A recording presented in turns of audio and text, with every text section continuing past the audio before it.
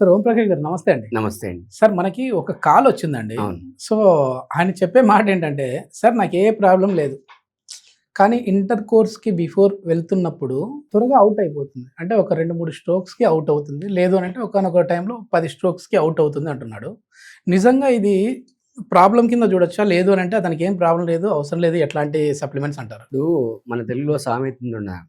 మన మొహం ఎలా ఉంది అనేది మనం అద్దంలో చూసుకున్నప్పుడు తెలుస్తుంది అంటారు.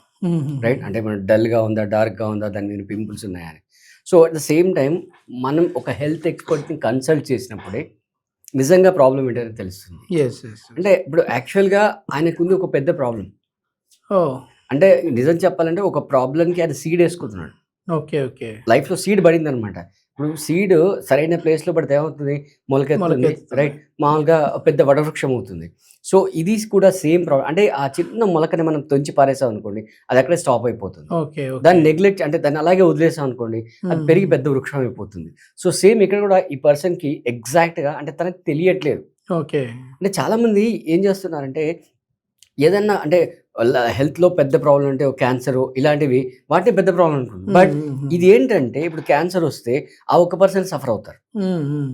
ఓకే. ఇప్పుడు డయాబెటిస్ ఉంది. ఆ ఒక్క పర్సన్ సఫర్ అయితారు.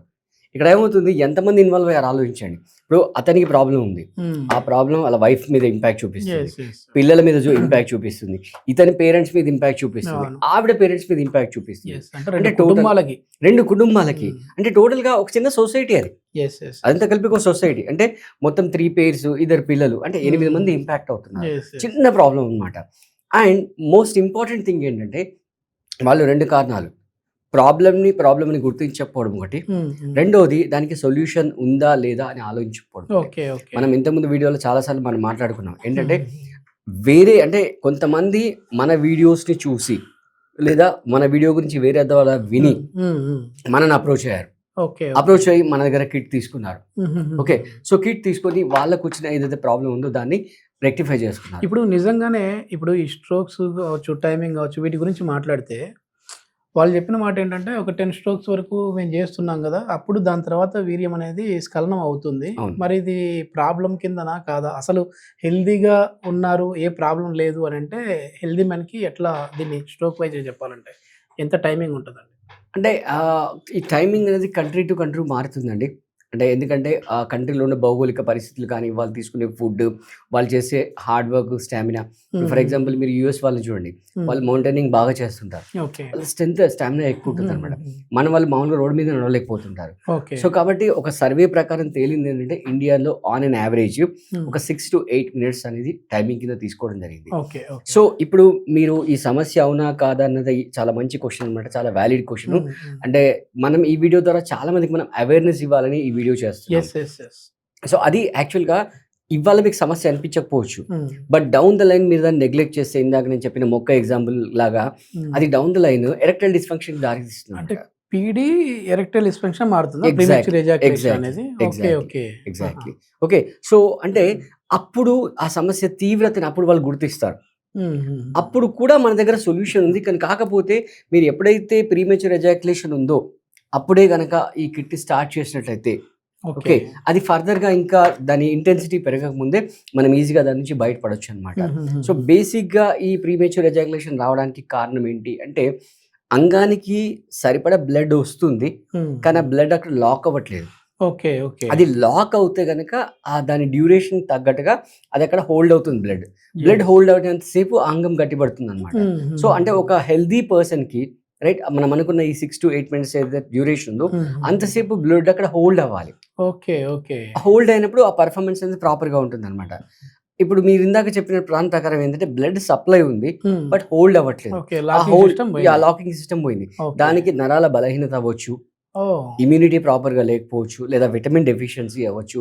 లేదా టెస్టోస్టెరాన్ ఇప్పుడు యొక్క ఇట్లాంటి ప్రొడక్షన్. వారిలో చాలా వరకు 100% రిజల్ట్ చూస్తున్నారా మీరు పర్టిక్యులర్ టైమ్‌లో? 200% రిజల్ట్స్ చూస్తాం అనమాట. ఓకే. ఫస్ట్ ఇక్కడ 2 విషయాలండి. అతనికి ప్రాబ్లమ్ ఉంది అనే అవేర్‌నెస్ అతనికి రావాలి. యెస్. రెండోది ఆ ప్రాబ్లమ్‌కి సొల్యూషన్ ఉంది. అంటే మళ్ళీ రెండో విషయం ఏంటంటే ఇప్పుడు ఓన్లీ ప్రాబ్లం ఉందని తెలిసింది అనుకోండి, డిప్రెషన్కి వెళ్ళే పరిస్థితి వస్తుంది, ఎస్ ఎస్ రైట్? డైవర్స్ తీసుకునే పరిస్థితి వస్తుంది, లేదా సూసైడ్ చేసుకునే పరిస్థితి వస్తుంది. అరే నా మొగతనమే లేదు, నా పరిస్థితి ఏంటి, నీ బతికేంటి అని చెప్పి డిప్రెషన్కి వెళ్ళే ఆ పరిస్థితులు సైకలాజికల్ ఈడీ కింద సైకలాజికల్ ఈడీ కింద పడిపోతుంది అనమాట. సో మీరు 2 విషయాలు తెలుసుకోవాలండి. అంటే ఇక్కడ చెప్పాం కదా, ఈ వీడియో అనేది అవేర్నెస్ గురించి మనం చేస్తున్నాము. మీకు ఏదైతే ఆ ప్రాబ్లం వచ్చిందో, స్టార్టింగ్ స్టేజ్లో ఉందో, దానికి అయితే టెస్టోస్టెరాన్ యొక్క ప్రొడక్షన్ తగ్గడం, లేదా నరాల బలహీనత ఉండడం, లేదా బ్లడ్ ఫ్లో ప్రాపర్గా లేవడం, లేదా విటమిన్ డెఫిషియన్సీ ఉండడం. సో ఈ 4గిట్లో ఏ ప్రాబ్లం అయినా కూడా దానికి మనం ఓవరాల్గా 100% రైట్ బఫెట్ లంచ్ లాంటి సొల్యూషన్ అయితే మనం ప్రొవైడ్ చేస్తున్నాం. సో సొల్యూషన్ మీకు ఉంది అంటే మనం ఇక్కడ ఒకవేళ ఓన్లీ ప్రాబ్లం ఉంది అని చెప్పి భయపెట్టామనుకోండి క్లయింట్కి, రైట్, అది మళ్ళీ మనం వాడికి అన్యాయం చేసిన వాళ్ళం అవుతాం. కాబట్టి మనం అలా కాకుండా ప్రాబ్లం ఏంటి, ఆ ప్రాబ్లంకి సొల్యూషన్ ఏంటి అనేది క్లియర్గా మనం ఇక్కడ చెప్తున్నాం. కాబట్టి మీరు ఎటువంటి హెసిటేషన్స్ లేకుండా మీరు ఇప్పుడే ఎర్లీ స్టేజ్లో ఓకే ఈ కిట్ని కనుక యూజ్ చేసినట్టయితే ఖచ్చితంగా మీకు మంచి రిజల్ట్ అనేది వస్తుంది. ఓకే, సో స్క్రీన్ పైన అయితే నెంబర్ కనబడుతుందో ఆ నెంబర్కి కాల్ చేసి ఇప్పుడే మీరు ఈ కిట్ని ఆర్డర్ చేసుకోండి. ఆర్డర్ చేసి ఒక 1 మంత్ మీరు యూజ్ చేయండి. యూజ్ చేసిన తర్వాత మీకు ఓకే రిజల్ట్స్ వస్తుంది అనుకున్నప్పుడు మాత్రమే మీరు కంటిన్యూ చేయండి. ఎస్ ఎస్ ఇది మొత్తానికి ఈ ప్రెమిచ్యూర్ ఎజాక్యులేషన్ అనేది నిదానంగా ఎరెక్టైల్ డిస్ఫంక్షన్కి దారి తీసే విధంగా ఉంటుంది. కాబట్టి దీన్ని ఆదిలోనే మనం ఇట్లాంటి సప్లిమెంట్స్ ఏమైనా వాడాము అని అంటే ఈ ప్రీమెచ్యూర్ ఎజాక్యులేషన్ ఎరెక్టైల్ డిస్ఫంక్షన్ అవ్వకుండా ఉంటుంది అని చెప్పేసి ఓంప్రకాష్ గారు చెప్తున్నారు. మీరు అంటే సార్ చెప్పింది మాకు అంతా అర్థమైంది, మేము డైరెక్ట్ ఈ కిట్ పర్చేజ్ చేయాలంటే కింద స్క్రోల్ అయ్యే నెంబర్కి కాల్ చేసేసి కిట్ని ఆర్డర్ చేసుకోవచ్చు. లేదు మేము ఇంకా పర్సనలైజ్డ్గా సార్తో మాట్లాడాలి అని అనుకుంటే అపాయింట్మెంట్ ద్వారా మీరు సార్తో మాట్లాడచ్చు. Thank you sir. Thank you.